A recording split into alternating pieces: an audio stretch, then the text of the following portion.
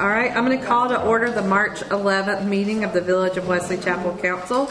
If you'll rise and join us with the Pledge of Allegiance.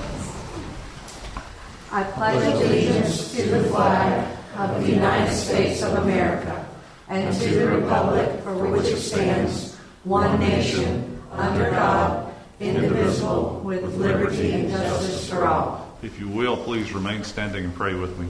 Lord God, we just pause now to thank you, Lord, for all the blessings you bring us for this beautiful day, Lord, and for allowing us to be a part of it. We pray, Lord, that tonight you bless us with decisions that we make, that you're a part of those, and that in all that we do it in a way that would honor you. We pray in your name of Jesus. Amen. Amen.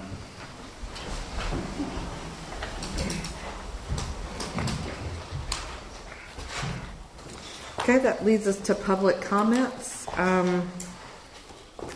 Is anyone signed in? Yes, Josh Wilson. Okay. All right, if you'll come to the podium and state your name and address for the recording, and then you'll have 3 minutes. Okay. My name is Josh Wilson. My address is 807 Red Cedar Lane. I recently purchased that house as my first home, and just wanted to voice my concern about some of the homes on that road that seem to not care about kind of keeping their home looking at least decent. And that's really it. Just want to voice my concern on, I think, 3 or 4 homes on that road. And what's your address? Mine's 807 Red Cedar. All right. Thank you, sir. Is that it? Yeah. Cool. Thank you for coming. Yeah. Is that the only one? Yes. Okay. All right, that leads us to additions, deletions, and adoption of agenda. Does anybody have? I do have, we can cross out 7C due to a scheduling conflict. Ms. Gangle will be here in April. Does council have any other changes? I'm hearing none. So do I have? Motion to approve the agenda as amended. Second. All in favor? Okay. Unanimous. And now for the consent agenda. Motion to approve the consent agenda. Second. Any further discussion? All in favor? Unanimous. And now for the Parks and Rec report. Ms. Utley? Well, it's just a quickie. Okay, we like those. We are currently working on updating our master plan. So part of that was to create an RFP, and Jim helped us with a draft. We finally finalized that in our last meeting, and we sent it, motion to send it to you guys for approval. And we'd like to get that posted so we can start collecting responses and on with the next steps.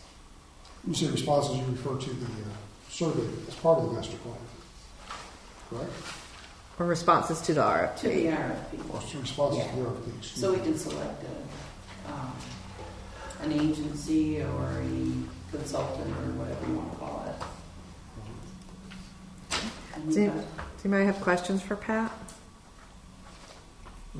Pat, just a general question. Mm-hmm. The master plan will help us with what?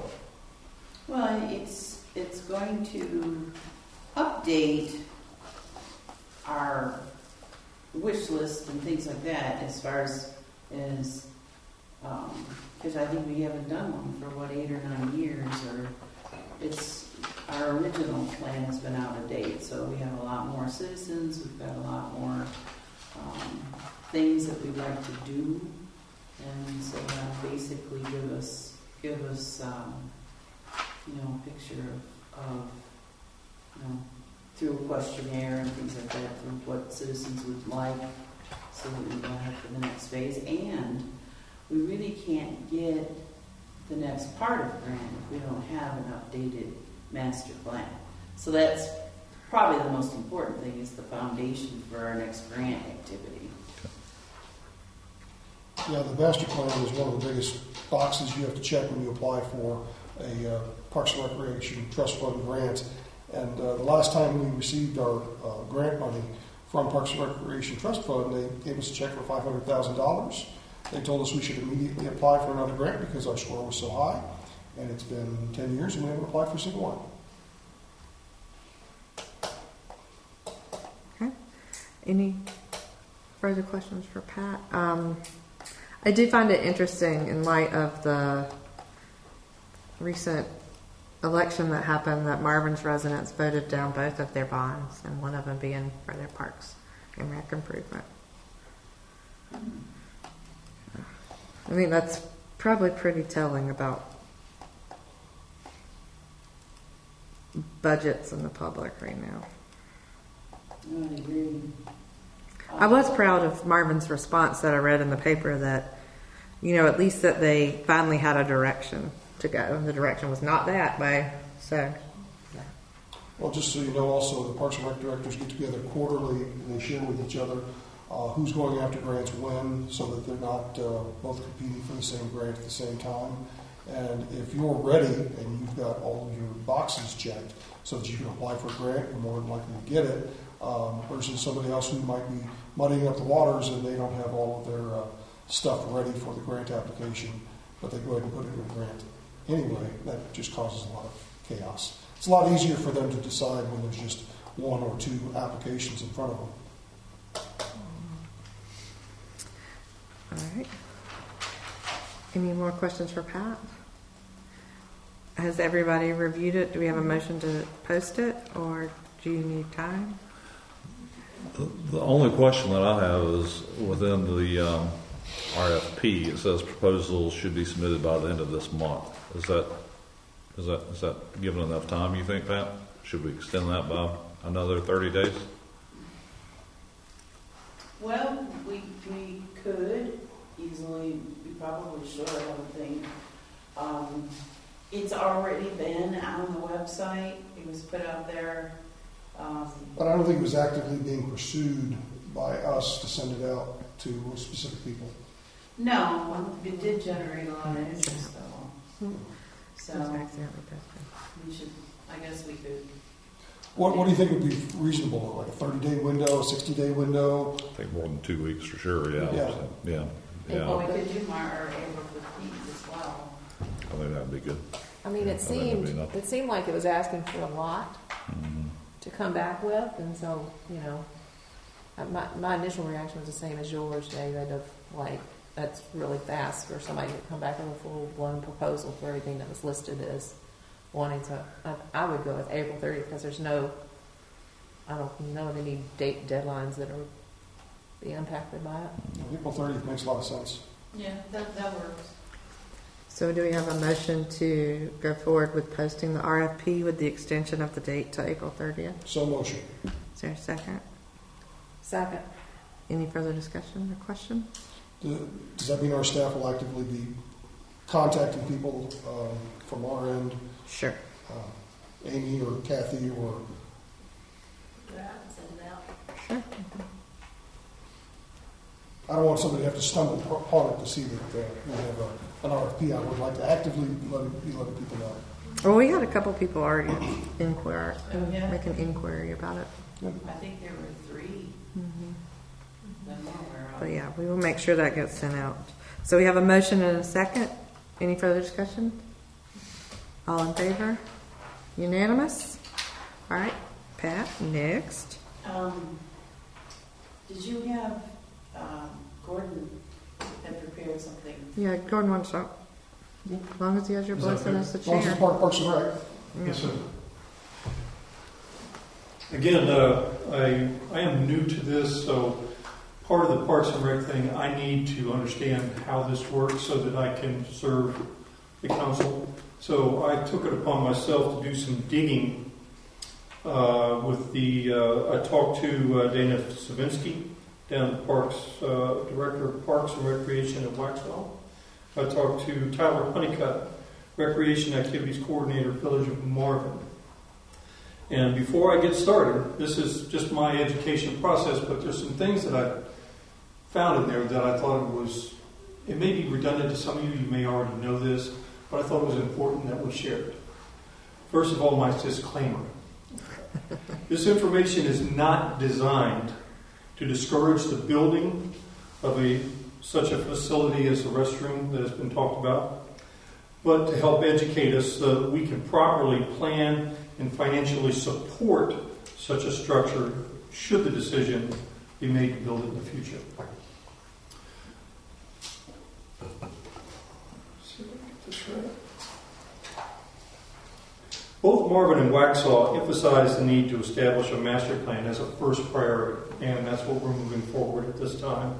This plan would provide us a focused vision, a timeline for moving forward, and assist us in the acquisition of grants and funding for that vision. The second item that came up as a matter of concern to both of them, kind of surprised me a little bit, was security. Security, they both, Waxhaw has established a security system. They said security system with cameras throughout the park to include cameras facing the restroom doors. Security system is a must to combat vandals and protect park patrons. Waxhaw already has a system in place, and Marvin is in the process of adding one as we speak. The purchase and installation of such a system could run $10 to $20K, depending upon the type of equipment, quantity of cameras, and whether it's a monitored or motion detection/recording system. Both Marvin and Waxhaw will have motion detection/recording systems. I want to read an article that came out of the Charlotte Observer here recently, very short.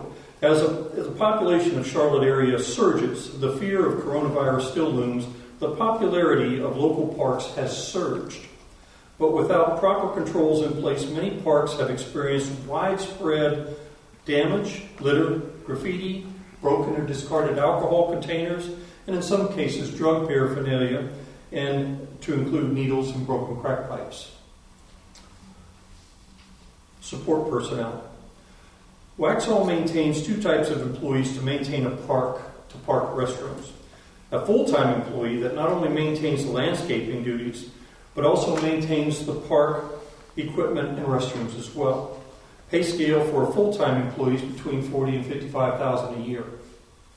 The second type of employee is a part-time employee. Part-time employee with the same responsibilities is paid about $15 an hour or about $24K annually. They currently employ 2 part-time employees and 1 full-time employee.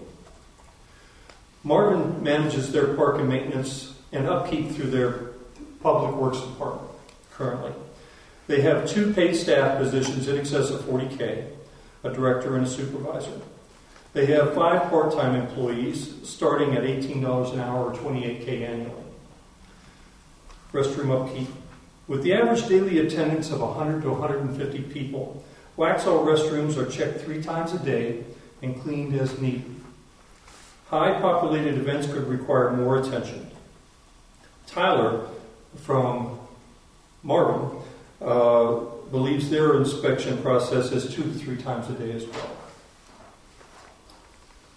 Sanitary habits of some patrons can be very daunting, disgusting, and require extra effort by park employees.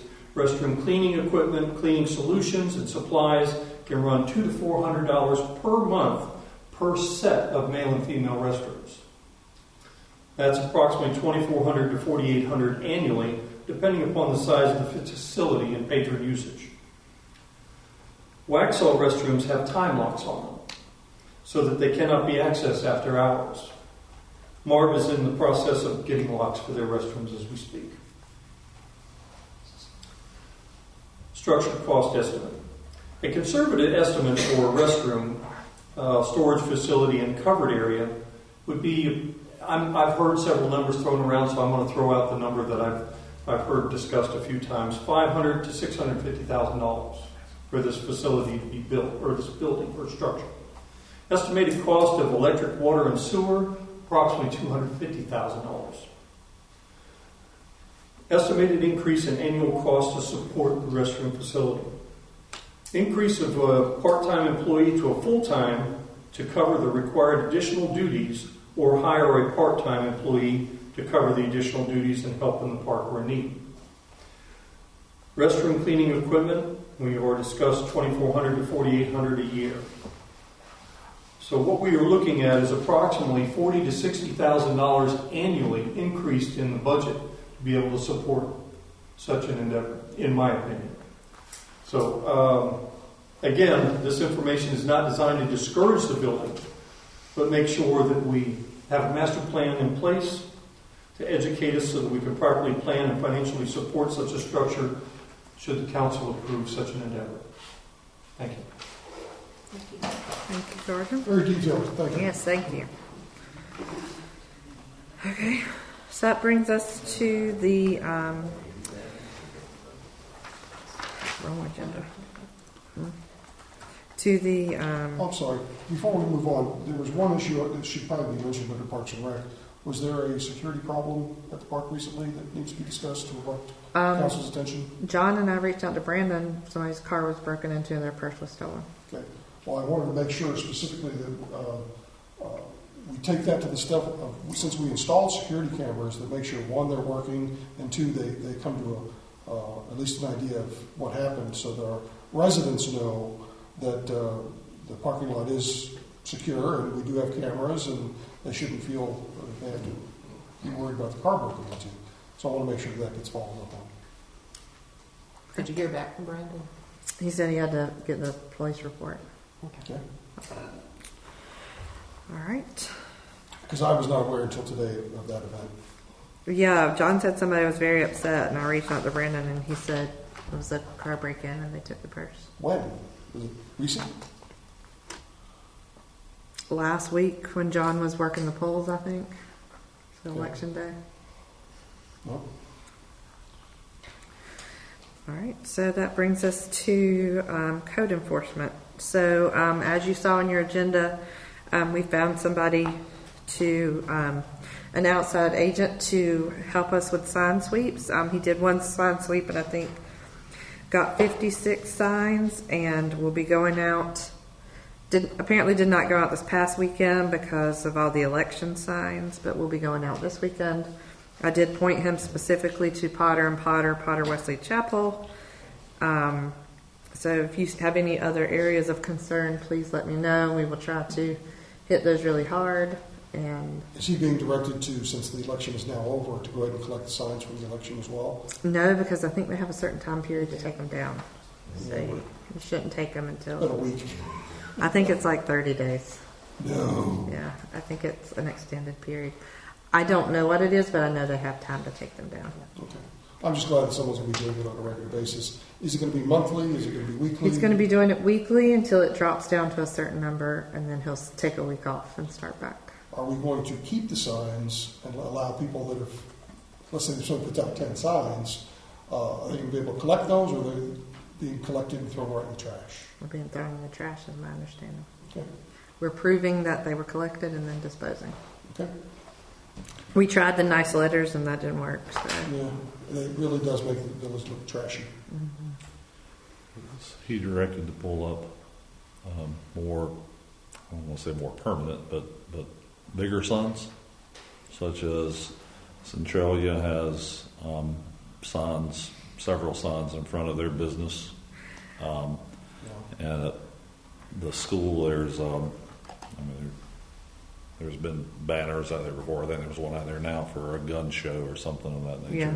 I will make sure Kathy has reviewed the signs policy with him to make sure he can make sure he's clear on the sizes. And to that point, if he's seeing things that aren't included in that, then if we have that brought back to us, we might need to amend it. Yeah. I did notice that the Curry sign got taken down and then got put back up again for the Curry restaurant,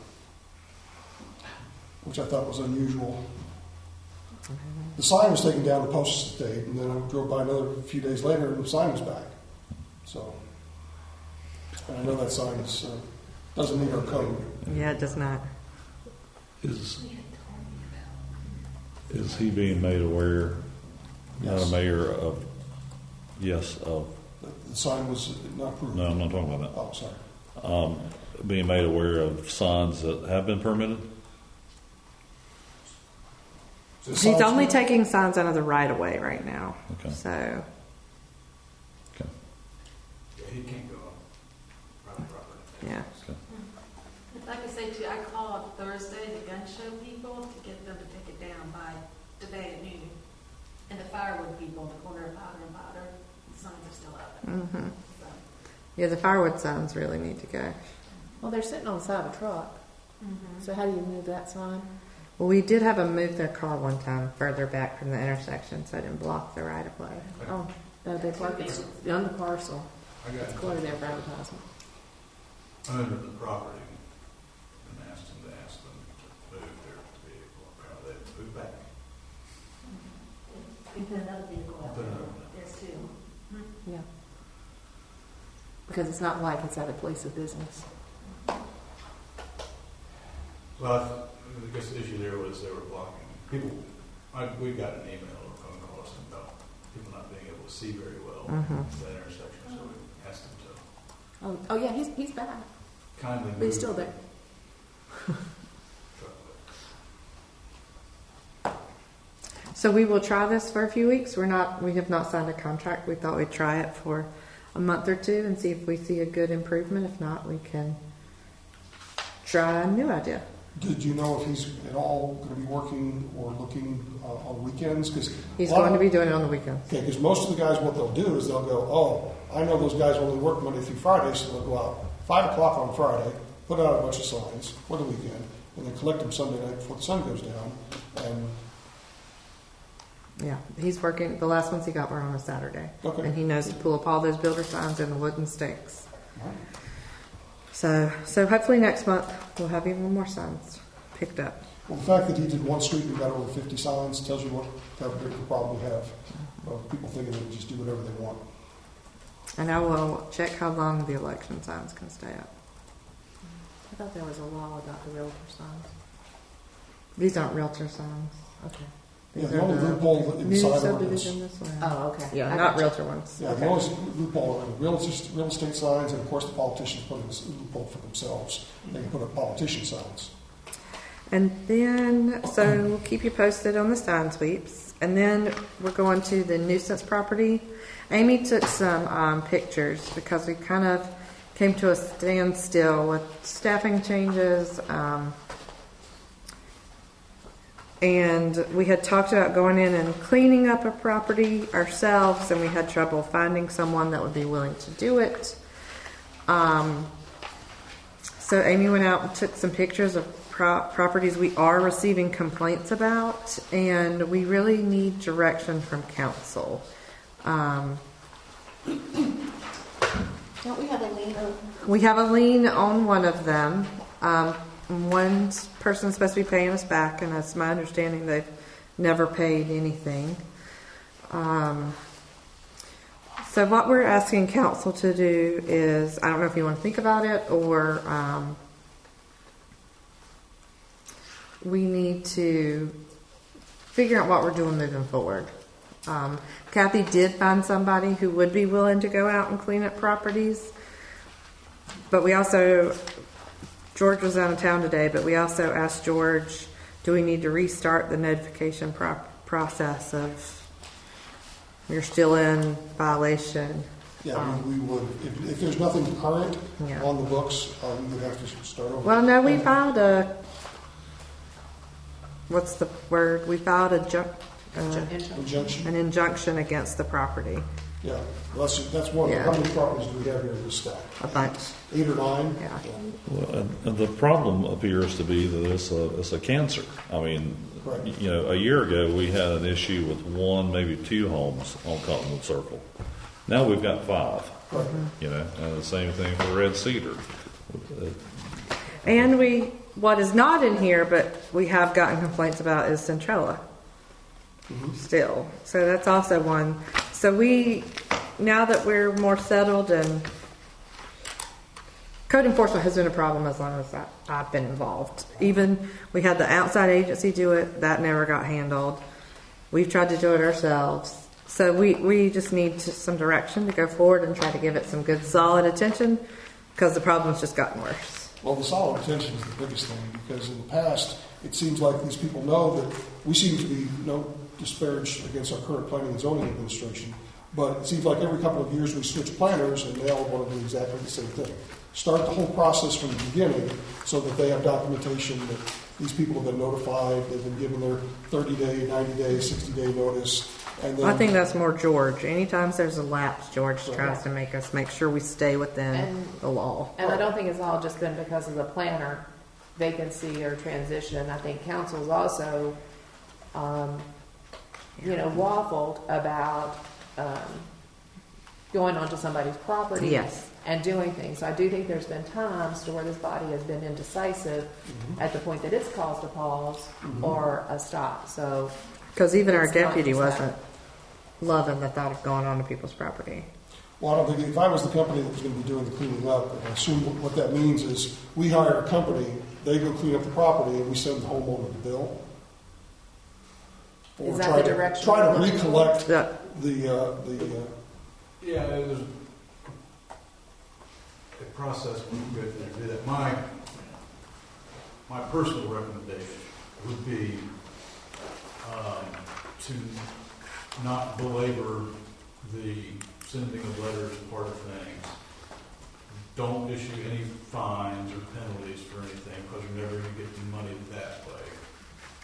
But if send a letter, demand that something be done within a certain period of time, and if they do not do it, go to court and go through that process. Because a judge is much more capable at getting something cleaned up because there's the threat of civil contempt. But one of these has been on here for at least. I think there's a judgment I think the village got for unpaid fines, which has nothing to do with cleaning up the property. Okay. Right. And so it was the village was getting its money back, but not affecting the abatement of the nuisance. And that's what the money. You're going to lose money on this, right? It's going to cost a lot. We've already lost a lot of and money. people will either have to die or move for you to see any of it again, probably. But I think the way to make sure that you're at least able, your successors in office will see that money at some point down the road. The residents of Western Chapel will see that money back in their coffers down the road, is to go through the court so that you're backed up by a judgment, a legal decision, an order from a judge saying you must clean up this property. If you do not, then the Village of Western Chapel will clean it up for you or under fines and contempt, et cetera, et cetera, et cetera. But, Vaughn, my issue is I've got one property here that's been on the list for the 12 years I've been sitting up here. We've gone to Tips Court. We've got an injunction on the property. The property is still a mess. And it's great that we have, we even won the court case, but the property is still a mess. And Vaughn just said our injunction was for them to pay us back, not to clean it up. My understanding of the judgment was for the fees and fines that were associated with it. It's very likely that most of these will, if the person is young enough, you will see the same property owners multiple times over the course of years, because people that tend to have messy properties don't tend to reform their ways very well. And the moral of the story being that you have to some stronger form of action where you don't have a fleet of code enforcement officers and an environmental court like they have in Mecklenburg County, et cetera, to go after this. It's going to be time consuming and laborious, but that's probably the only way that it's going to get taken care of. I believe that the one whom on Cottonwood that has a judgment, I think there was the option to foreclose on it. There might have been some weird issue with the title that was There was. potentially making that a less appealable option. But yeah. Do we know what other towns do, what other municipalities do about this kind of thing? I mean, surely there's got to be. It is a source of frustration for many, many towns. It ranges everything from a code enforcement officer issues a citation, puts it on your door and sends you a letter, and then if you don't do anything, then they'll show up in the county's environment zoning and nuisance code a lot of counties have environmental courts. The code enforcement officer will be the person showing up in court trying to get an abatement order against the property owner. Two, ignoring it. I mean, that's those are the range, and you can often tell which kind of community you're in. I know we did reach out to Indian Trail asking if we could pay them to do our code enforcement, and they did not want to do that. We've reached out to some of these folks, haven't we? Yes. Oh, yeah. Yes. Multiple times. And I mean, actually, and we know the situation with one is an elderly veteran who has physical issues or something. Am I remembering wrong? I think that was the properties we talked about last. And that's still not part of these. What is there a possibility of because there could be issues, you know, and well, this would be, I think, is a great thing. Is like have Boy Scouts go over and clean up some of these properties. We offered that to one. We offered that to one of these, and he said no, and he's still. The homeowner said no. Yep. Okay, then my I think concern goes out. elected judge is going to be very cognizant of the circumstances of the person appearing before them when the municipality is trying to get a nuisance abatement. Probably give them ample opportunity to get things fixed. And really the village going in and cleaning it up is essentially doing it for them for free because, again, unless they move, which is unlikely in most of these cases, then they'll never know that the money was, their heirs might know, but they'll never know that the money for the cost of abatement was. I think what needs to be clearly defined here as a council is what the goal is. Is the goal to make money, break even, or clean up these properties? Clean up the properties. See. Yeah. There's never any money to be made here. So what is it that you need from council? A direction to basically start tomorrow. I'd like to follow Vaughn's advice of issuing a letter, cleaning it up by the state, and if they don't move forward with the judge for a nuisance abatement. We've tried several things, and I'd like to just move forward. But I just need council's direction. You need that in form of a motion? I would like it. So motion. Second, one item of discussion. Are we going to cut any corners, or will we be able to skip any steps with the one that we've already got the injunction on? I will talk to George about it. I'm not going to jail. I won't go to jail. But my point being is, I think we've skipped step 1, 2, 3, 4, and 5 on one of these properties, and we should be able to go right to step 6. I will work with George and see where we can start. And then Anybody else you want to start from step 1? So we will have an update for you next month. All right. Call for a vote. Oh, yes. All in favor? Unanimous. All right. Thank you, council. So, do we have an update with Centralia? Centrella. I mess that up every time. Centralia.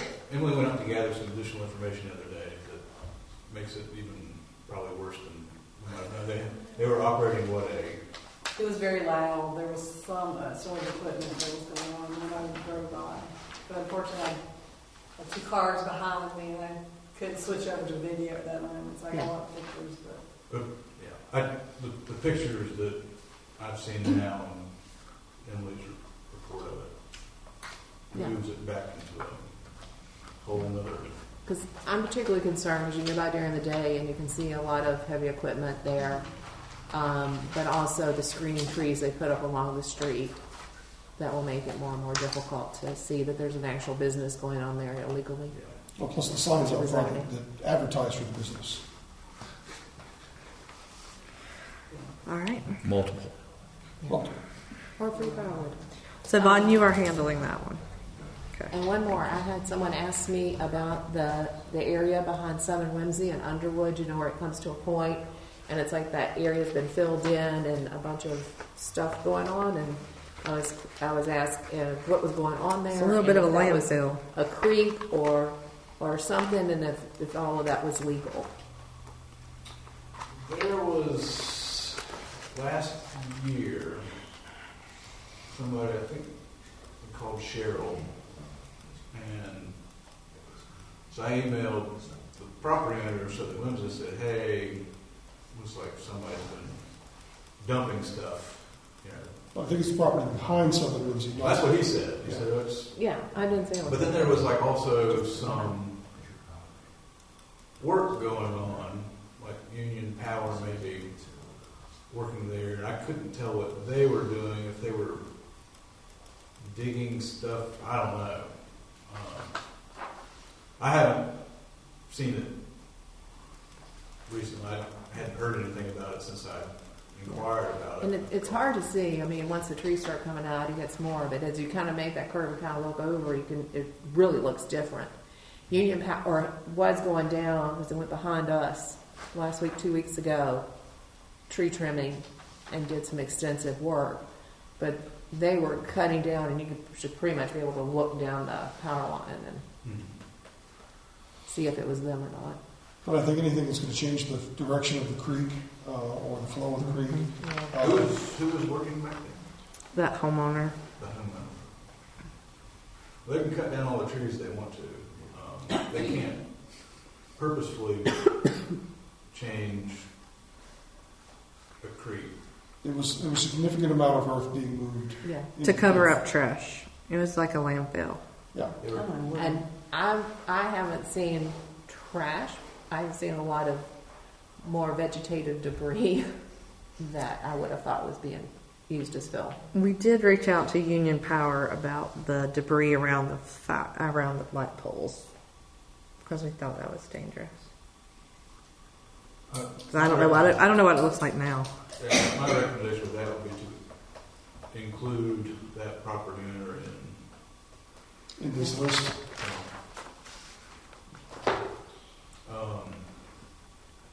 If they're burying solid waste of any kind, then a call to DEQs. And I think they have been called too. I just don't know the status of any of that. And blocking stormwater runoff will have the same impact, right? I'm sorry.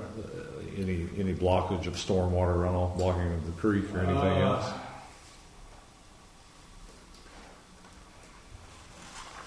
I think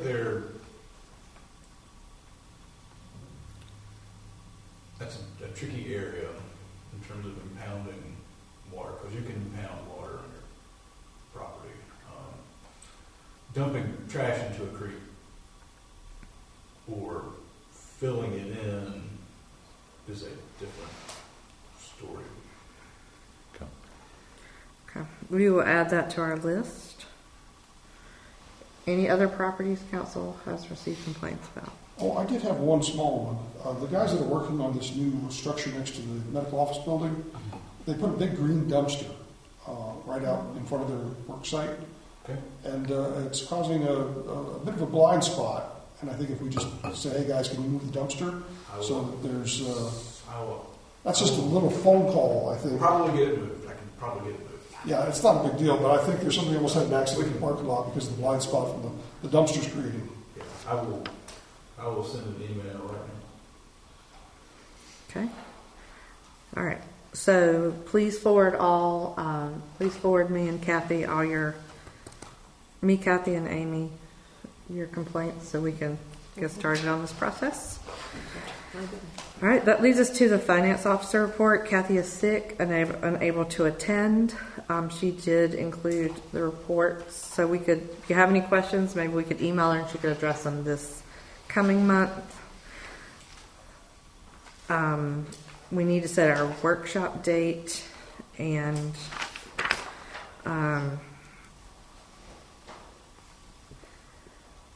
for, I guess, May. Part of the finance report was supposed to be an issue related to the park about concrete. That is the last item on the agenda. It's item E under this. Never mind. So do you have any questions about the finance report? Or if you do, let me know and we'll have Kathy address them next month. We need a budget meeting date. I think everybody but Mike, have you met with Kathy yet about the budget? Okay. So we need to do that I was going to set that before. up today, but she's not here. Yeah. So what does everybody's calendar look like for the month of May? And then we can go backwards if we need to. Would it be at night? Yes, because some of us have to work. I don't, well, yeah. Sorry, some of us don't have. I know, I'm jealous. I'm just saying that because I'll retire the day I die. So do we need to do it before or after the regular council meeting in May, or does it make a difference? It doesn't make a difference because it won't be on the May agenda. Okay. So council meets on the 13th. I think planning board is meeting on the 20th, right? Mm-hmm. No, that's communications. Well, planning board's not meeting on Memorial Day, Yeah, the planning board meeting changed, but I don't know where it changed, what it changed to. although that might be a fun meeting. We're all meeting at Mike's house.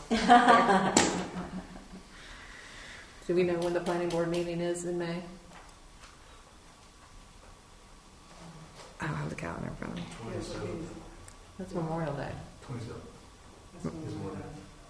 I thought we changed it. Some other day. They always change it. The planning board schedule is not adopted this year yet. Oh, That's a problem. so we know they're not meeting on the 27th. They'll either meet on the 20th or the 28th, I would imagine. I think typically Or- they've done the 28th, but Yeah. So pick a Wednesday, council, or a Thursday. the 15th? May 15th. Going once? CRTPO's that night. Never mind. May 22nd. Would you like to skip it? For a I would budget love to skip it, but probably get meeting? chastised. Vote that night? 22nd, I'm out. May 16th. May 16th, I'm good. Yeah.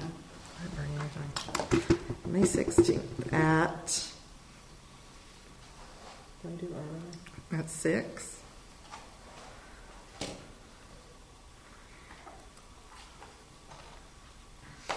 May 16th at 6 p.m. I'll have to clarify that, make sure that's okay with Kathy. But May 16th at 6 p.m. And then we would need, just pencil this in, let me check it with Kathy, and then next month we can make a motion to hold it on that date. Okay?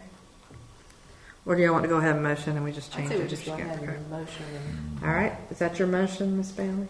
yeah, make a motion for us to hold our budget meeting on May 16th at 6 p.m. here in Village Hall. Yep, I'll second it. Any further discussion? All in favor? Unanimous? All right. Dry pond update. The repairs have been made and John has reached out to the engineer and they'll be scheduling that reinspection. So that one's pretty good. The work that's been done for the section of parking lot over here that's supposed to drain off that extra water, is that considered done? Because it still looks like the trench that's supposed to go to the retention pond, there's a high spot in the trench that's still going to hold water.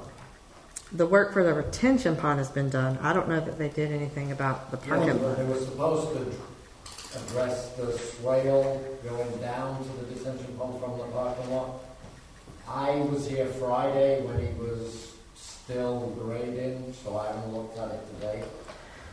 Still looks like there's going to be standing water, but I'll just hold off until the next, the next big rain, we still have standing water there, we're just going to have to We'll call them back out. call them back out and do it again. When I came on Friday, he'd done all the detention pond area and he was working on the swale, and he brought a truckload of sod out to re-grass where he trenched to drain the parking lot. Okay. If it holds water, he'll come back and fix it, I'm sure. Yeah. Okay. And hopefully it will pass. It'd probably fail if it wouldn't do that, I would assume. No, I don't think it'll fail. Okay. Well, to be determined with inspection and rain. And then the next item is the park concrete repairs. John, did you see Kathy's summary of the... I did. Will you come up and talk about exactly what we are repaving? Because it's been a while and I need a bit of a refresher. I can't comment on Kathy's recommendation of JSO concrete because I've not seen the proposal. Okay. So I don't know, but I can give you the background on what we've done and what the plan is. So there's two areas. There's an area in front of the dumpster where the truck comes rolling in. Apparently garbage trucks are the heaviest trucks on the road, some of the heaviest trucks on the road. when he slams on the brake, that parking lot was not designed for heavy axle weight traffic, and now the blacktop has got valleys in it, and all the blacktop is cracked. So after talking to a few people about paving, the recommendation is to use concrete, not blacktop. And then we have a few concrete panels on the walking trail that was designed for pedestrians, but has seen SUVs and pickups going back and forth across it that have cracked. So rather than do that separately, I figured if I'm going to get the guy out pouring concrete, might as well both fix that at the same time. And will the newly poured sidewalks handle anybody driving over them? Or are we sending bills next time? That's the plan. So my son is in construction management, and he is just winding up a project where he supervised the pouring of 850,000 square feet of paving and 750,000 square feet of other concrete. So I figured I got a resource to go to. So he sent me the ASTM specs and what you need and what makes concrete strong and able to handle heavy axle weights. I have my own expert. So it's apparently, I thought it was in the rebar or the wire mesh they put in. Apparently that's not where the strength comes from. The strength comes from the concrete mix and what they put in that mix. So for heavy duty traffic, they put in fibre into the mix. It's called a 4,000 PSI mix, and they put fibre in it. You familiar with it, David? Yeah, but I disagree. They need both. Okay, Yeah. so my son told me it's the depth and the compaction of the base and the depth of the concrete and the strength of the concrete. That's the important stuff. So that's what I went with. He also sent me a list of contractors from his company's database on concrete contractors that are local. I reached out to them. 2 didn't reply, 2 did. One was called Mizuko Construction. They're a local-based, Wesley Chapel-based general contractor. He came out, showed him the work. He quoted, but it was way, way less than I was expecting based on the estimates I got from my son. So I got back to him and said, can you confirm this meets the spec we talked about? And he said, oops, no, sorry. That's just for replacing it with what you already have in place. That's a kind of useful piece of information if council wanted to go that route and just replace it with what we had before. That was $6,600. Mizuko then came back with a quote for replacing it with what I asked him to quote for $14,900. But because he didn't listen carefully to what I said the first, I kind of lost a bit of confidence in him because he didn't quote what I asked the first time. I then got a quote from a company called SMI, which Kathy did put in her summary. They are a very large paving company. All they do is paving. The guy came, knew his stuff, knew exactly the spec and the fibre, and it needed to be 4,000 PSI, and I didn't even have to tell him the depth of the base of the concrete. He told me what was needed, and it was consistent with what my son had told me. Their quote was $18,467.47. Then, like a few days later, a week later, Kathy asked me to meet with 3 other contractors. They all came out. One of them didn't speak any English at all. His wife translated for him. I don't know, I have no confidence that they understood what I was saying because of the communication difficulty. 2 others were similar, Hispanic gentlemen in pickup trucks. One had a nice pickup truck and one had a beat-up-old pickup truck. Again, some communication difficulties. I haven't seen any of those quotes or proposals. Kathy included one in the summary. And then there was another contractor asked to quote based on just seeing photographs. So we sent photographs. I don't know whether they sent a quote in or not, but to my knowledge there should have been at least 7 quotes. Kathy included 3. of the one she's recommending at 16,700, that's 10% less than the professional paving company. They also, I understand, have suggested putting wire mesh in there. I don't know if they're putting the 4,000 psi concrete with fibre in. I don't know if they're quoting the right depth of base, if they're compacting it, because I haven't seen any of the details of it. So that's all I can offer you. Thank you. We know that we want to replace it with what we've got now. It's about $6,600, and then we got this range up to 18,467, based on which contractor we use, whether it's the Mexican guys in a pickup truck or a professional paving company. Regardless of what we do, can we stop people from driving on it? Well, we're going to have to put cones and caution tape up. They've got to stay off it for 5 days. I mean permanently. You're talking about driving over during events Yeah. and things? No, it'll handle the traffic now. Once it's done properly, it'll be fine. What we expect is heavy axle weight for in front of the dumpster, heavy axle weight specification for the paving. The other one is vehicle spec, parking lot spec for replacement of the pedestrian walk. Of the entire pedestrian walkway, or just the broken panels? Two little slabs where Okay. they've cracked from vehicles going over it. It was never spec'd for vehicles in the beginning. So I can't say much more about the other one proposed. I haven't seen them. If it were me with what I know now, I'd go with SMI. I did budget 19 grand, so I'm pretty proud of my kid just giving me an estimate that was pretty spot on.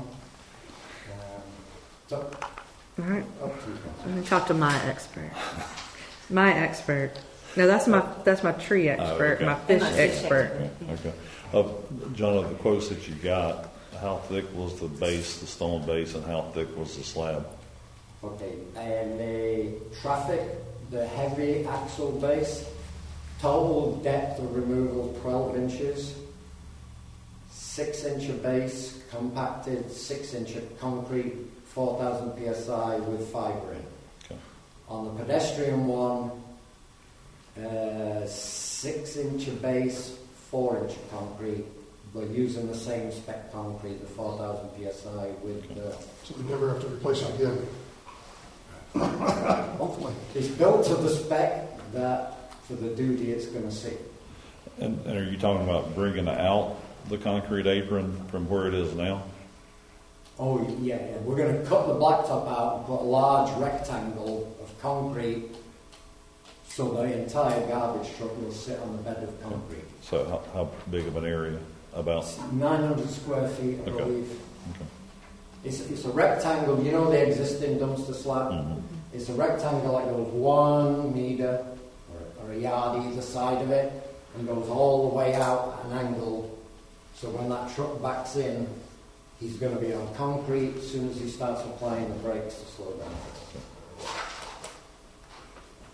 How about the sidewalks? Does that meet your? Yeah, I think so. John, the SMI company, it's been noted that they have no mesh reinforcement and only 2 panels, whereas JSO Concrete, which was a much lesser expensive, they will include wire mesh support and include options for a 3rd panel.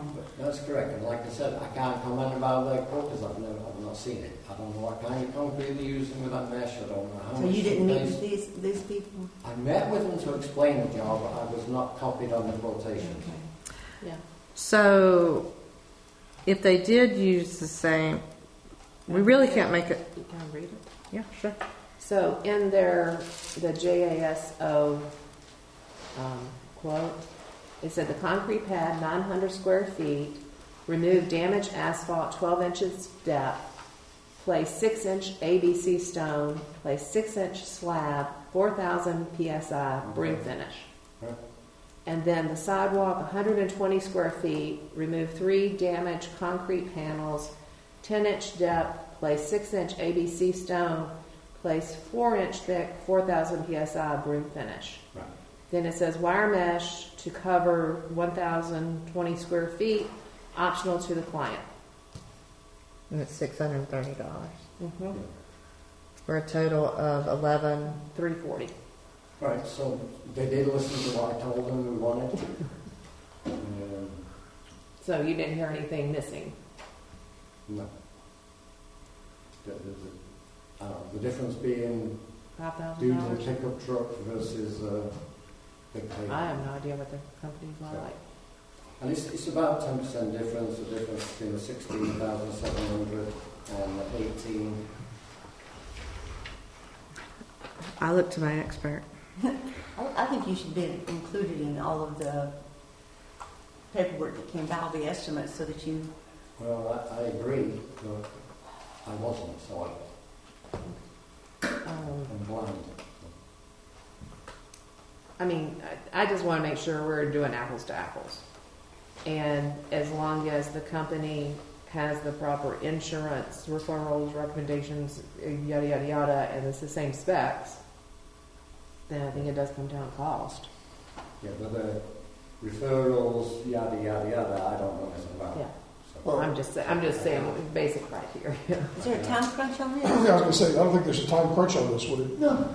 Can we hit the pause button and deal with this again next month? And in the meantime, get John all the quotes, let him review them, get David to give us his input on this. And, Absolutely. because the last thing I want to do is spend this kind of money and have to do it more than once. Mm-hmm. We're already doing it a second time because it was never put in right the first time. Yeah. And also kind of to the point John made, multiple people were asked for quotes, but we weren't privy to all of that. So, I mean, I think just having the full picture would be more helpful. We can do that. And so we will put that back on the agenda for April. Thank you, John. And thank your son for his professional advice. Yeah. That was free, right? That was free. Yeah. It'll cost me a few bits. Probably for it. Thank you, John. All right. So that leads us to the planning board report.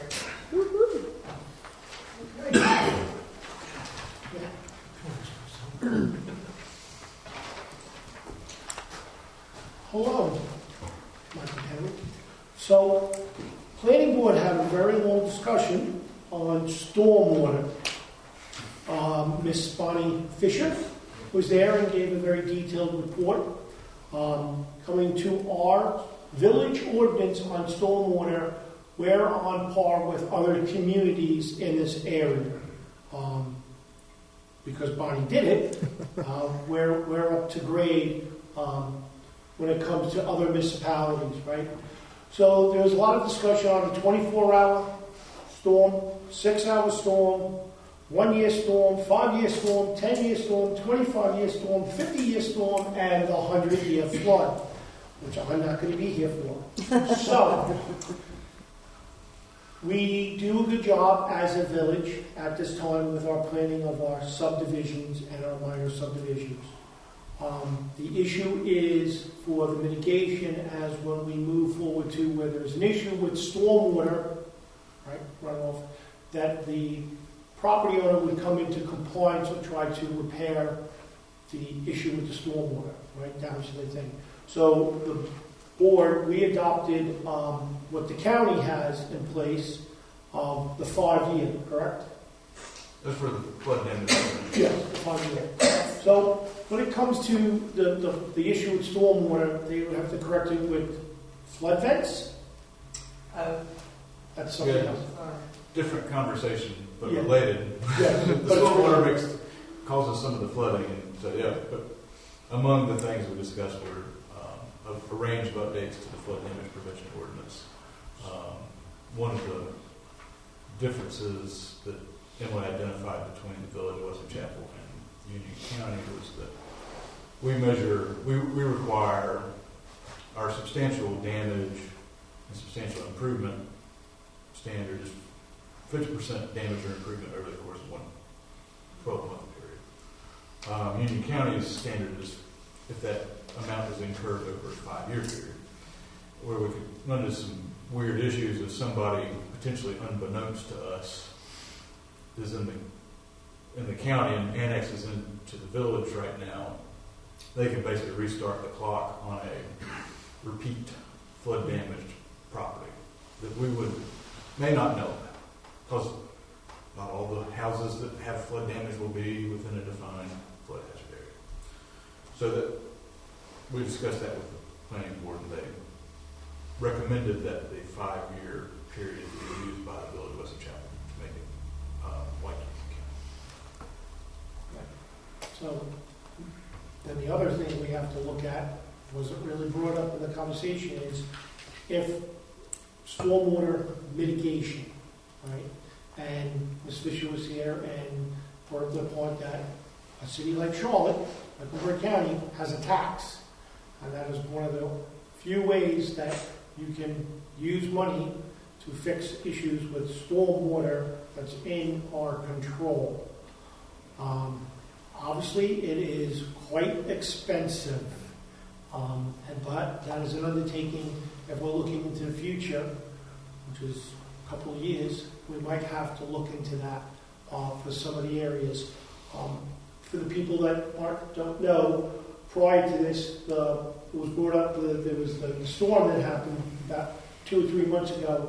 The water basically came from the north part, which would be Indian Trail, and flooded down into Wesley Chapel. That's just what it is. And our water floods down into the next town below us.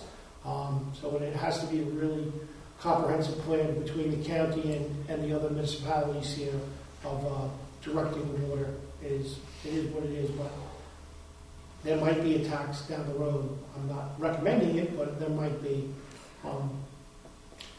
But we made our recommendations to approve the amendments to the stormwater ordinance, and that's where we're at there. And then I know you're going to have a public hearing on it, and people are going to be passionate about it because we spoke about culverts and roads and other properties that are outside of our control that cause the water.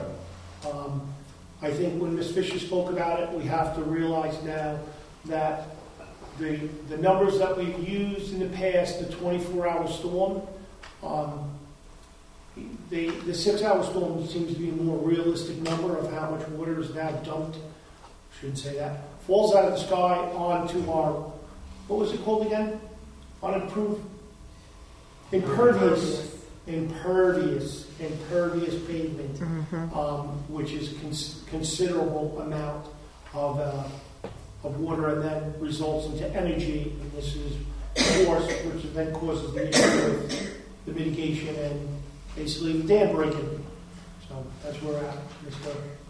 Anything else that I missed? Or? I had a question. I don't know if this came up, and if it hasn't, maybe when we do the public hearing, this could be addressed.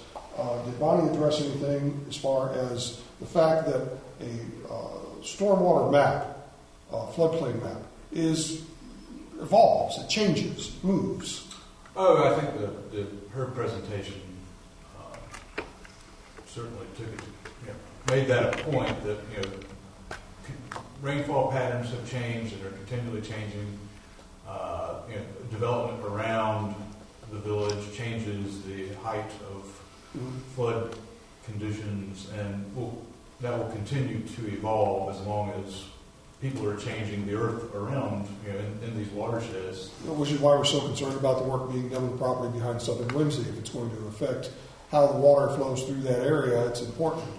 But my question is more evolved around if I want to build a structure and I say, okay, that structure's there and it's not in the floodplain. And then as things change because of developments around it, now all of a sudden that structure is, for some reason, in the floodplain. Do these adjustments take that into consideration or address any of that? No. Well, should it?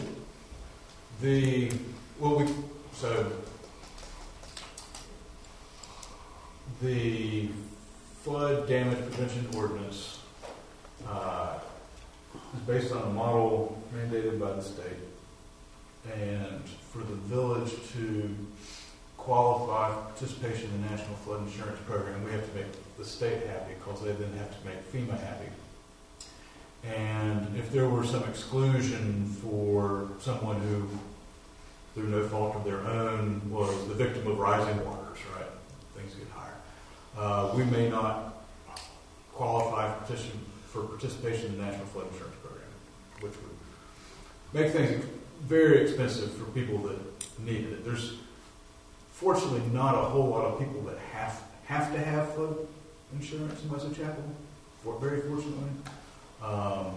Probably not a bad idea to have, even if you're not in a floodplain, if you can see or hear water anywhere near you. But that's why so somebody could be the victim of circumstance, and we could disallow them from rebuilding their home as it was in a flood hazard area if the height of the flood elevation has risen over the years and they suffer catastrophic damage. We would most likely not allow them to build back as they were. They would have And how this becomes an issue for other things like the park. When we first purchased the property for the park, we were concerned about the dam. And we looked at the dam, and the dam was Listen to yourself. The dam was originally listed as a low-risk dam. And the dam has not changed at all in the 10-plus years that we've had it on the property and developed into a park. The problem is the development around the park has gone up, and now all of a sudden it went from a low-risk dam to a high-risk dam. The dam itself didn't change. So I just want to make sure that if we're changing the stormwater rules and regulations, that we're taking into account potential changes like that. The dam did change because that dirt was not that was not the right design. That was a farm, it was not a professionally constructed dam. Well, because and it is now seeping. The dam standards were from the 70s, which were very, very laxed. I don't think that dam ever met any standards. Right. Well, because there weren't any back in the 70s. It's just a farm dam, right? Yeah. In 1972, when it was built, there probably wasn't a whole lot of people concerned about how it was built. But when did we buy the dam? 2012. There were probably some standards then, weren't there? Did we exempt ourselves out? No. Well, my point being is, I use the dam as an example, but my issue is, Yeah, it was a bad one. As the stormwater rules and regulations change, are we addressing the fact that the map changes and somebody who's not in a floodplain now could potentially be in a floodplain in the future? We certainly, if there was somebody that looked like they were going to be close to the flood hazard area, we would probably recommend that they scoot it away as far as possible. Okay. Just because it's been 10 years since the last update. The main reason we have Bonnie as a stormwater engineer is to make sure that we're not developing something, a subdivision, a building, or whatever, that's going to exacerbate the problem for the people downstream.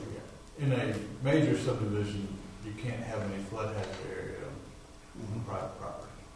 Yeah. So that will help, because that lessens the chance of things like even an outbuilding. Exactly. We really only have like several homes that I'm really concerned about over the long term. I think the real example is the Crestman's development and what that did on South Potter. That there was really no evaluation of stormwater or assessment for the broader area or anything else in the flooding and everything that's created down there. In the unincorporated area of Union County, that has now become a problem for residents of Wesley County. Yep. So, to the point, it all flows. My takeaway on the whole point of stormwater and development in our subdivisions and our ordinances, and I think that would be happy, we should keep the high ground, we should keep the trees there, and retention ponds are a good thing, dry or wet, right? Keep the high ground. That meant keep the houses off the high ground and keep the trees or the natural buffer there and go along more with conservation or planting in that way. So at this point, do we need action taken on this item, or is this just for information only? Information. She came to present just on stormwater in general to the planning board at their request. Wish I'd known that she was going to do that. I'd love to have her talk to us. Did Bonnie talk at all about the stormwater study with the county and Indian Trail? Well, we noted its existence. Yeah. I have not seen anything else Yeah. about it recently. So just to state on the record that we are working with, or Vaughn and Bonnie are working with Indian Trail and the county on a stormwater study to identify potential problems and hopefully solutions, which we will have to come up with lots of money then if there are solutions. And we will probably have to pony up at around $10,000 for our portion before the end of this fiscal year. But there's been no official ask yet, but it's coming. Can I ask a question? Sure. The woman's home that was so severely flooded, this came and spoke with us.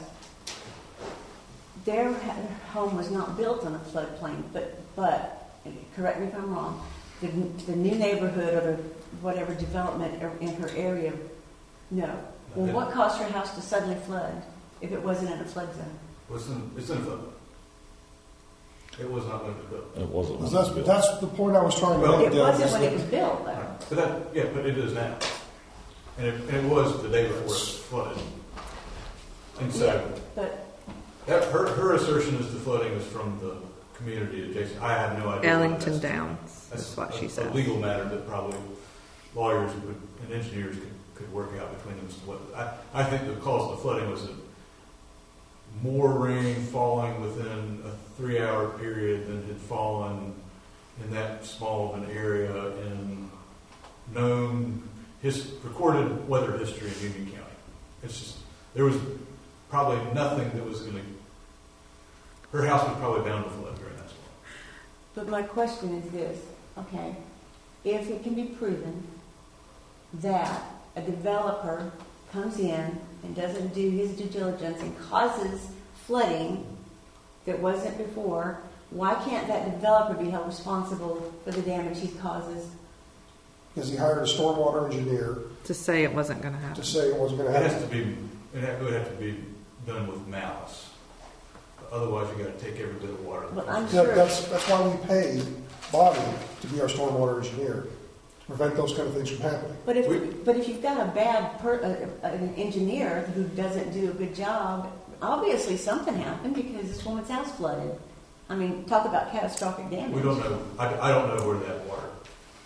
I know that the water was there's a stream by the house, and I do not know the origin of the water that flooded her house. But she Came did from have Scott flood insurance, so initially. she's making repairs. She to her has home. insurance, and she has been making repairs. And the only way to prevent her house from flooding again, because it will flood again, is to elevate it. And she will still lose her vehicles. But that is the only way to keep her house from flooding. There just should be some, held accountable. There should be some accountability on the developers that just come in and don't, even though they have somebody say, oh, you're good, you're good. Well, the Village of West Chapel mandates that people channel water onto their neighbors. That is, our stormwater ordinance requires that. Basically. We require people to detain stormwater and then release it At a same or less than rate than natural but precipitation. since we told them to put it in a pond, it is now all going to one place. That is what the Village of West Chapel essentially mandates. Well, I agree with Mike. I think that our maps, our floodplains, or whatever, should be updated. No, they do get updated, but not by us. Yeah, we can't do that. That's out Who of our doesn't? wheelhouse. No, North The state Carolina? was Yeah. And it's been done recently? They were working around here on something recently. Yeah, The entire county hasn't been done since 2008. but they did do some work But they've recently. It will, additional study would be a good thing. I mean, that's the state of North Carolina has the best flood maps in the United States. We were the first cooperating technical partner with FEMA. Happened after Floyd. So I also have the best aerial photography and the best topography data of any state. Or did. Some people probably are with us now. The state uses that, spends a lot of money collecting data, and paying engineers to do these flood studies. It's just a big statement. Right? It takes a long time to do the work. They will be back again, and the base flood elevations will increase. So do we need a motion for the call for a public hearing on this? That is item C. Vaughn, do you have any, well, let's finish with Mike. Yep. Mike, are you done? Do you have anything else you would like to report? That's it. Oh, So maybe we need to make sure we approve your calendar of meetings, especially knowing that y'all don't want to meet on Memorial Day. yeah, I don't know how that got by this year. This week. Busy? Busy? All right. Thank you, Mike. Okay. Michael. Yeah, because that next Too many Monday is communications committee. Of course, they meet in here, so it wouldn't affect them. Yeah. Thank you, Deputy. All right. Vaughn, do you have any, or Emily? Well, we've already somewhat. Well, we're really on item B if you have anything else to add Well, to, yeah, I mean, There's some other context. okay? right, well, I didn't want to spiel all I had. Sure.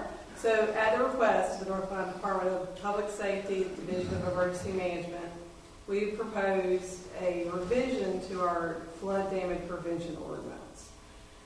These changes came from the 2021 non-coastal North Carolina model flood damage prevention ordinance.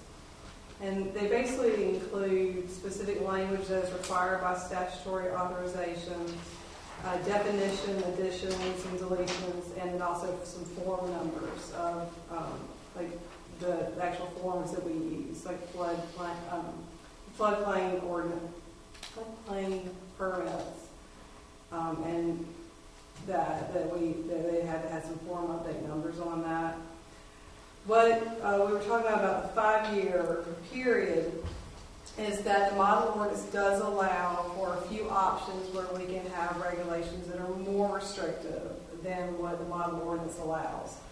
And what staff is proposing is that for lots that were approved prior to 8/22/2000, any combination of repair, reconstruction, rehabilitation, addition, or improvements taking place during a 5-year period, and that's the change, is instead of going from a 1 year, which is what the base model says. So any kind of improvements that you do, you add those up along the 1 year period. But if what we're proposing to go along with what Union County has is a 5-year cumulative period. So the idea, like Vaughn said, is that if somebody does annex into the village, that their time wouldn't start over again. They wouldn't. If they had done enough stuff that they were at 48%, and also they said, okay, well, we're going to annex into the village. Well, now their time limit starts over, and we only get that 1 year period where the cumulative work would add up to. And so that's the only change or addition that we're recommending beyond what the model ordinance says. I have had I've had Bonnie look over this. She says she recommended everything as proposed. And I have had the NFIP planner for the Western Division, the hazard mitigation section of the Division of Emergency Management look over this, and as all I can say, he's pretty hard to please, and he said it looked great, and he said right, and it wasn't me. There was a few form numbers that needed to be updated that he recommended, but the planning board reviewed it at their February meeting and unanimously recommended approval of the amendments. And so what we're asking tonight is to schedule a public hearing for these proposed amendments to the flood damage prevention ordinance. All right. So, council, do we have a motion to call for a public hearing on 4/8/24 at 7 p.m.? So motion. Is there a second? Second. All in favor? All right. And then the next item, the infrastructure gearing. Except you just want us to call for the public hearing, or you want to talk to it? Just to make sure everybody understands what it is real quick, we have provisions in the subdivision ordinance for the guarantee of improvements to be installed. Things like roads, water and sewer lines that are maintained by outside government entities post-construction. There is no guarantee in place for their acceptance by those outside entities for maintenance on their systems. So what we're proposing is a similar, if at the time you come to get your final plat approved, you have not had any of this infrastructure accepted for maintenance by the receiving body, then you would have to post a 10% performance guarantee equal to the actual cost of construction of the improvements to be dedicated for maintenance in the future. And upon receipt of notice from the agency that they have accepted that infrastructure for maintenance, then your bond would be released.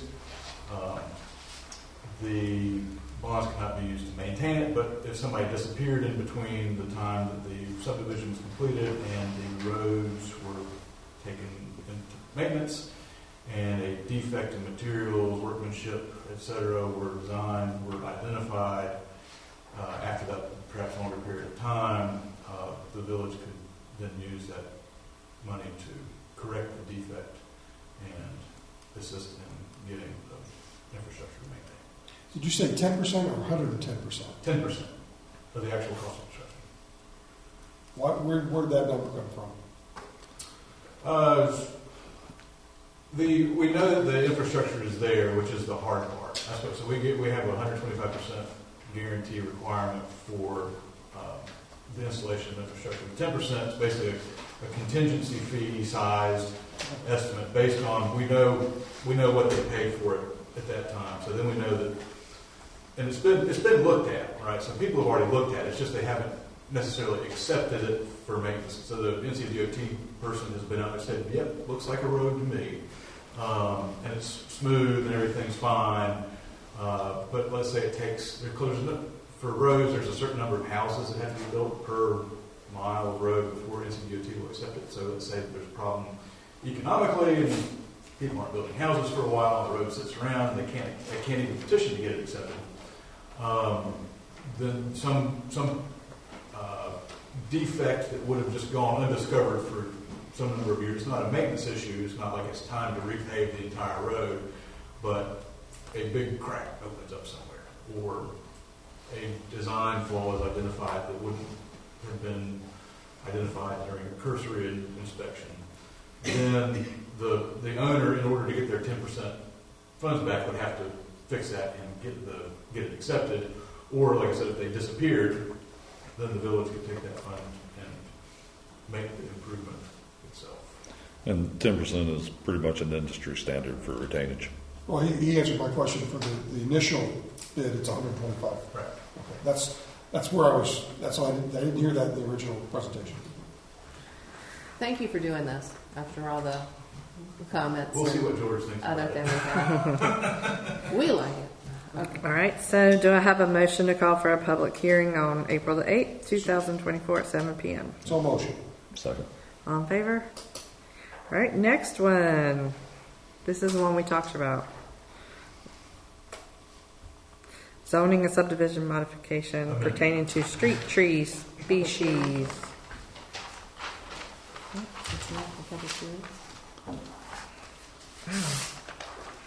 Or is it called for a public hearing? Maybe it's public hearing.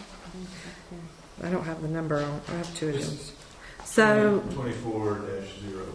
do you want to speak to it, or you want it to be opened first? Just very briefly, in case anybody does want to speak about it, the planning board reviewed some amendments to the acceptable list of species of street trees to be installed if it's within a public right-of-way in the village of Weston Chapel, limited to those species both identified as being acceptable in the NCDOT roadside environmental planting guidelines, as well as recommended by Dr. Keith O'Haron, our proud Union County urban forester, along with one amendment from one of our planning board members to also allow other species that are recommended by the urban forester or approved by them.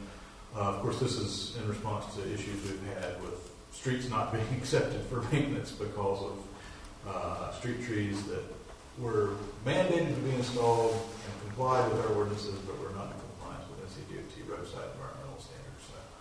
So we have propose this amendment to fix that. All right. So, do we have a separate sheet for sign up for this? No. Okay, I'll just ask. All right.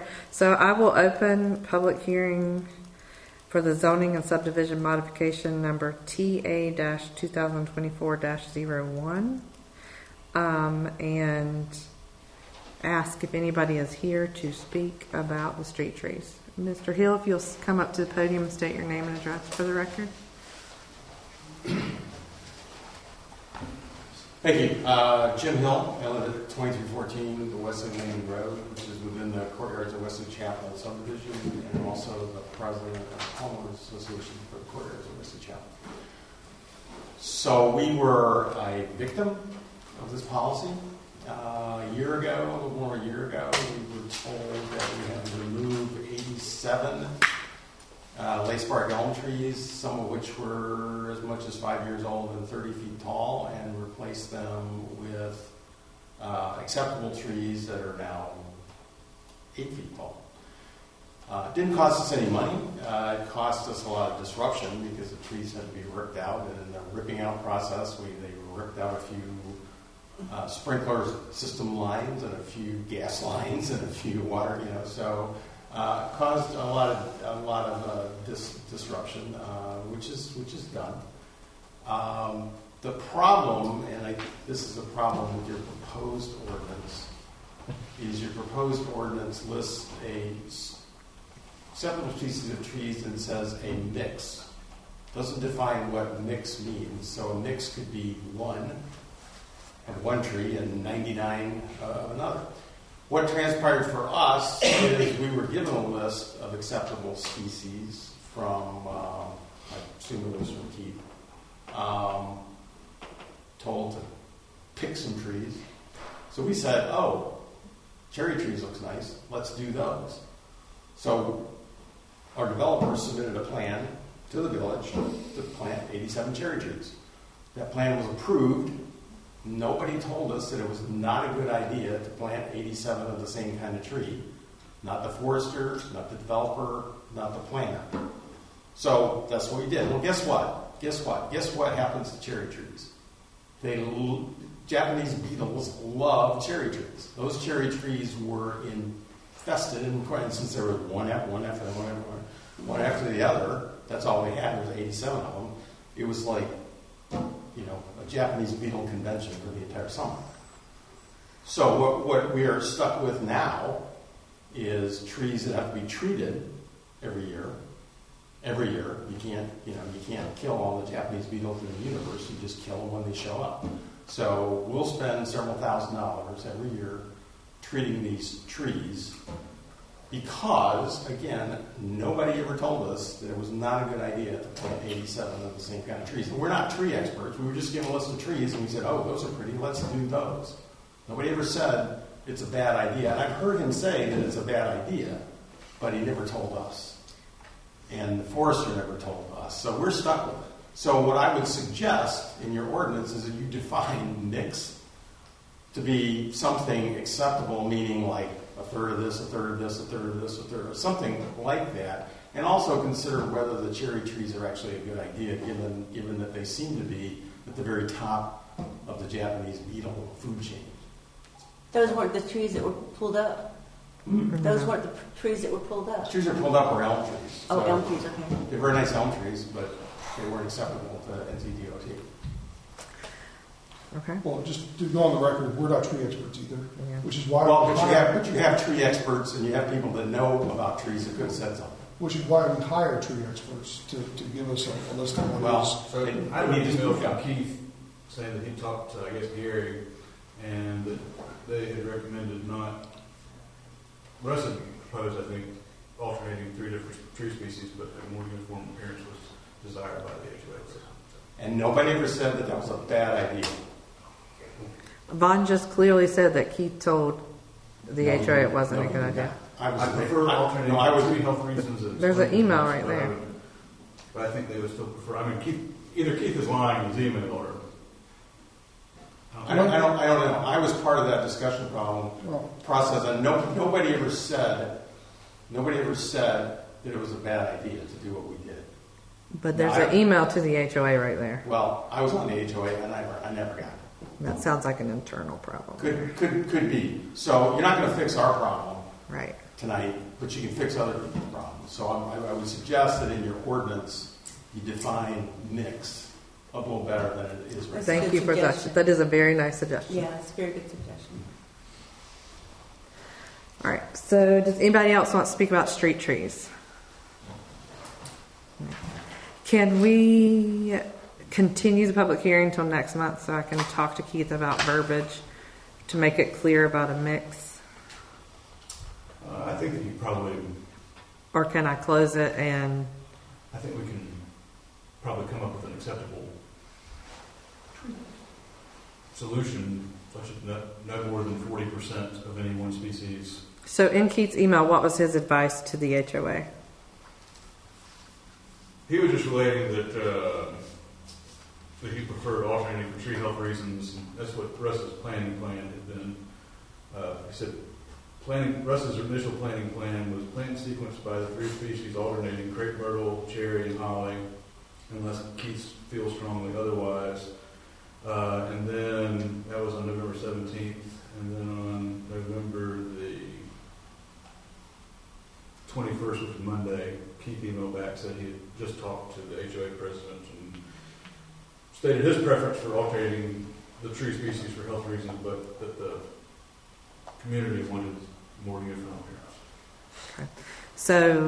So we should say alternating. What would be your recommendation for the verbiage? I think if you set a limit of 40% of any one species, then you by definition have at least 3 species used, which would provide probably the least amount of chance for needing somebody other than the pruning person that came out that day, from the landscaping company, but also maintaining enough diversity in the plantings that you wouldn't suffer from the type of issue that they're suffering from in the quarter. Shouldn't it be 30%? You have to have 4 at that point. Huh? You'd have to have 4 species if you stop at 30%. So is council okay with adding in the 30% mix to the wording of the 40% to the wording of the modification? Yes. All And right. that way we're going to continue the All right. So should the motion be inside or outside the public hearing? Outside. Outside. So I will make a motion to close public hearing number TA-2024-01, and I will entertain a motion for council to adopt the modification as amended. So motion. Is there a second? Second. Any further discussion? No. All right. All in favor? Unanimous? All right. So that leads us to the 250,000 grant discussion. Yes, sir. Do we need to have a statement of consistency? Yes. Yes, I'm sorry. Okay. It's in the plan. Will you Can read that it? can that be a separate motion? Sure. Yes. Okay.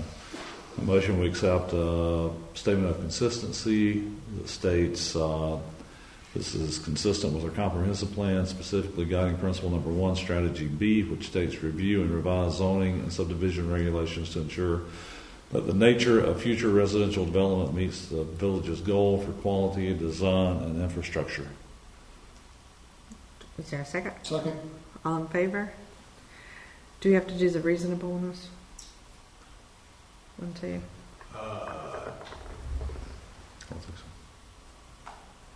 Or no, it's reasonable because it meets with our plan.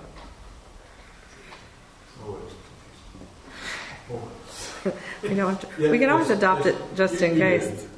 The statement just has to be that the amendment is reasonable in the public interest. Okay. If you do find it to be.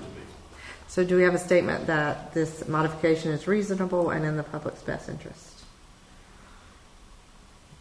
So motion, can I do that? Yes. Okay, so motion. Any further discussion? No. All in favor? Unanimous. All right. Now to the $250,000 grant discussion. We recently learned, we're hoping to find out in the next 2 months whether or not we receive FEMA funding for remediation of our high hazard dam. We did find out that we have to pay 35% of the cost, which we estimate to be around $350,000. So our finance officer's advice was to go ahead and dedicate the $250,000 we got from the grant to the dam, because that does, once you dedicate it to that capital project, we can do the reporting and be done, versus move small bits of money at a time from different places and have the budget strings attached to that. Just for reporting and grant purposes, it would just be easier to go ahead and allocate that $250,000 to. And we don't have to do it today. We just wanted to get it in your brains to start thinking about to allocate that money to the 35% match that we have to pay, just to make it easier on the books. So you want us to wait until we get the actual FEMA grant to know what we're paying and do one financial motion at that point? Sure, because hopefully we'll know in the next. Well, We should do it before the budget into the fiscal year at least. That brings up a good follow-up question. The repairs that need to be done to the dam at the park are going to be done regardless of whether we get the FEMA grant? They have to be. I want to clarify that. So, based on that, what's the best way, what's the best timing to allocate those funds? Do you want to do it now? Do you want to wait? Is there an advantage or a disadvantage to doing it? I mean, we're anticipating getting those funds, but if for some reason we don't, that work still has to be done. Yes. I would ask our finance officer, but she's out sick tonight. So that's why I'm saying let's wait and see. Maybe if our engineer has some advice on that. But I would like to wait till Kathy was present to make that decision. Well, I think it's important that we discuss that we have a decision made on that one way or the other before we finalize the budget for the upcoming fiscal year. Yes, that's a great. Yeah. Okay. WUMA update. There was a speaker. Brian Matthews came. He very quickly was able to.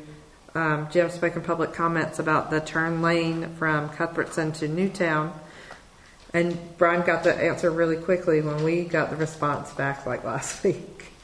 That they will be hopefully installing that turn lane from coming down from Cuthbertson to Newtown this summer when school is out. There may or may not be some bad news about other road projects in the village. Did you ever get confirmation, Vaughn? So, do y'all want the bad news now? Yeah. Potter and Potter may be delayed 1 year. No. Yep.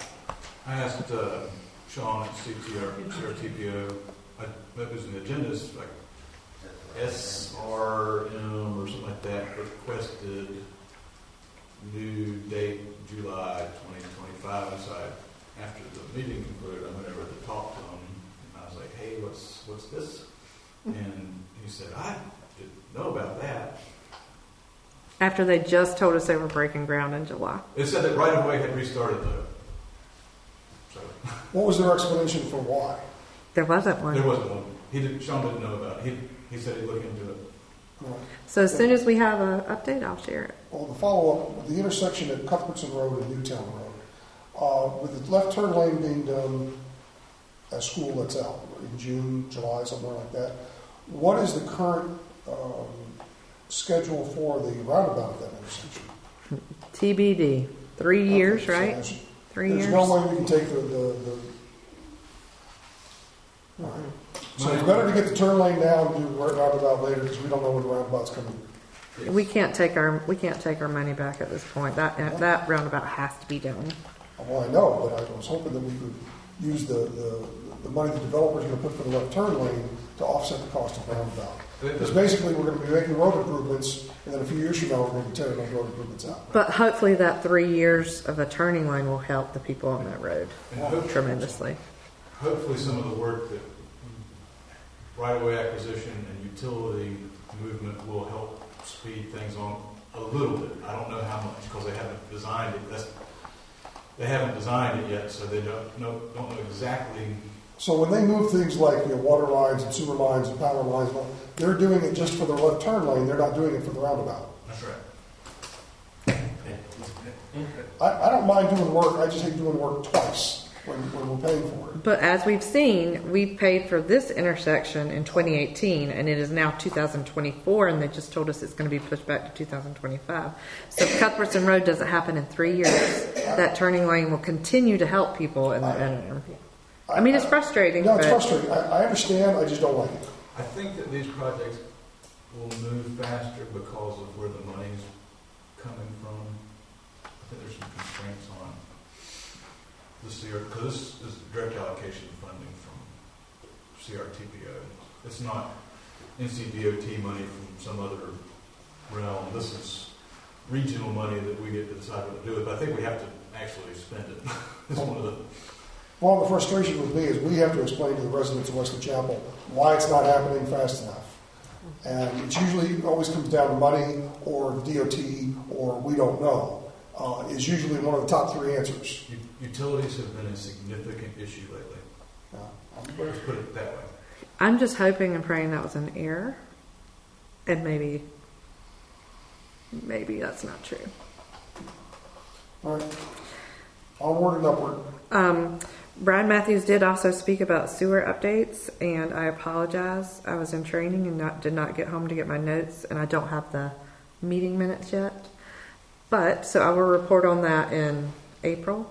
But CRPTO will be coming to present to WUMA on May 23rd here at Wesley Chapel to do a presentation. And if you're available, 4 p.m.,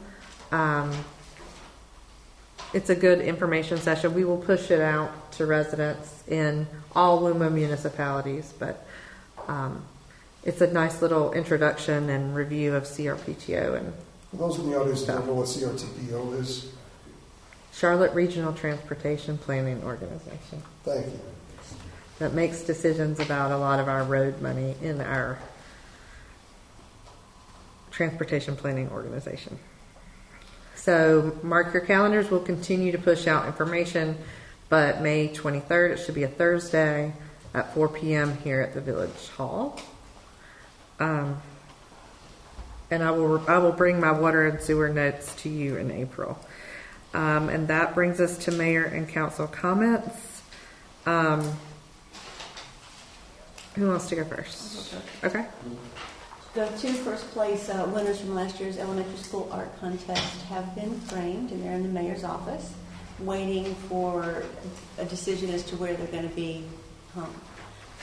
We talked about it in that hallway, having all the, because we've got two elementary schools that are competing this year.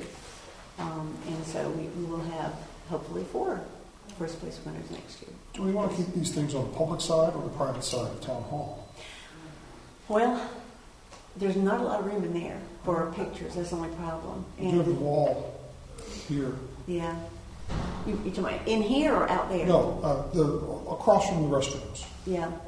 Yeah, I mean, I think it'd be a great idea to have them. I mean, Amanda, I think, is being very committed about keeping those in her own private office instead of putting them out. No, I put them in there. I put them in there. Instead of sharing them with everyone in the community. I think they should go in the lobby. I think that would look nice. Yeah. I do too. And we can always rotate them out as winners come. If that hallway's full, we could move them down the hall, down through the building. You can even put them in this room again. Mm-hmm. Yeah, in the conference room. The two Wesley Chapel Volunteer Fire Department photos that, because we don't have any representation from the Volunteer Fire Department. Those have been printed, and they are currently at the framers. And so we should be having those. And the Communications Committee, thank you very much, is paying for those. Nice, thank you. Yeah. At their last meeting, the Communications Committee made a number of suggestions for council as to things to do they would like to see done. I met with Mayor Fuller and we discussed all of those suggestions and narrowed them down to the ones that were the most doable. One suggestion which I thought was really good, our monthly chat with the council is really... Nobody came today? Nobody came. It's not been well attended, to put it mildly. I was here. Huh? No residents came Yeah, today. people come.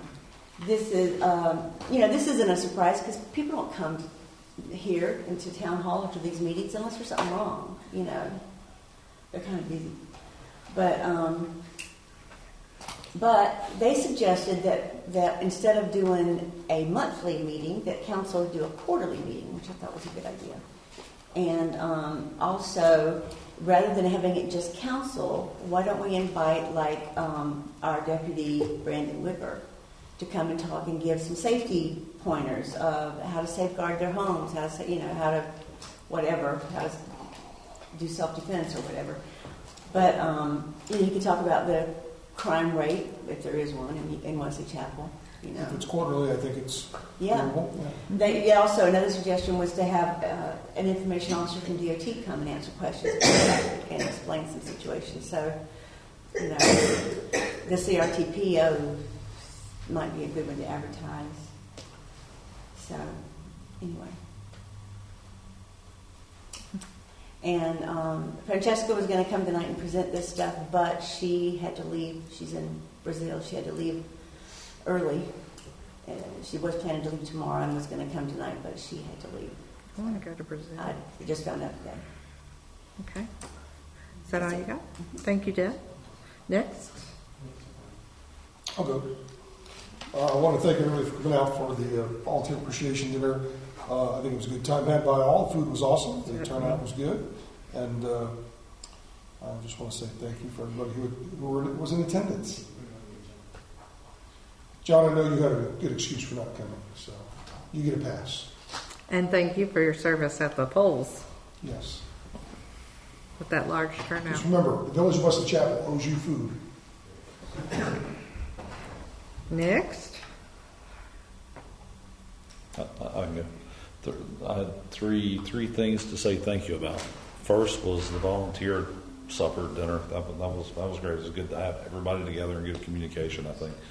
Secondly, Amy took these.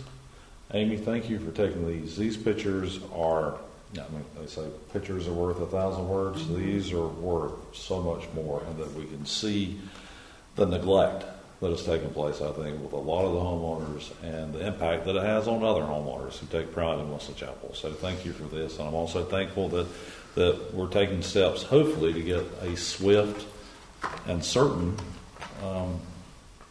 correction to some of this. And then lastly, for the sign sweep, as a person who travels the roads continuously for my job, coming back home and seeing all the signs up along the highways, that's discouraging. Thank you for taking action as a council to get these cleaned up. That's all I got. And hopefully these pictures, these will be the befores now. We're looking forward to the afters. Yes. And I'm still doing, these pictures don't do a lot of justice. And that's the scary part. Yeah. Same. I'd like to thank everybody who showed up for the volunteer appreciation dinner, and especially shout out to the Buzz. Excellent food. Mm-hmm. Every dish I had was absolutely delicious and scrumptious and beautiful. And the ones I didn't have, what gorgeous too. I think they just did an excellent job. I just encourage everybody to, patronize the business.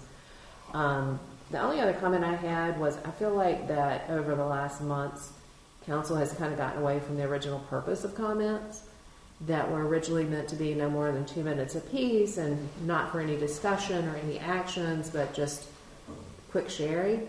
And I think there's been some instances, not tonight per se, but where items have come up and all that would have been better suited to have been on the agenda. And I just would encourage us, if we have something that we want to share and feel like that there could be some discussion about it, that we just get it on the agenda so that we can give it its proper respect and due. That's all.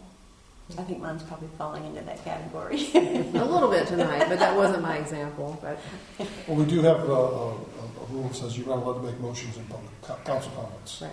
But it was originally. You're welcome. Only 2 minutes, and we shouldn't have the back and forth and stuff. Ergo, put it on the agenda so we can have that real robust discussion. Good idea. For the appropriate items. Yeah. So that leaves me. I was going to say Buzz's Brews. If you have a chance, go check them out. Their food was really good. The atmosphere was great. I need a and we can talk about this offline, but I need a volunteer for next month's chat with council unless we are going to immediately go to quarterly.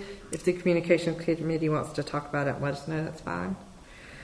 And then the county is updating its nuisance ordinance, which we've requested for the past several years.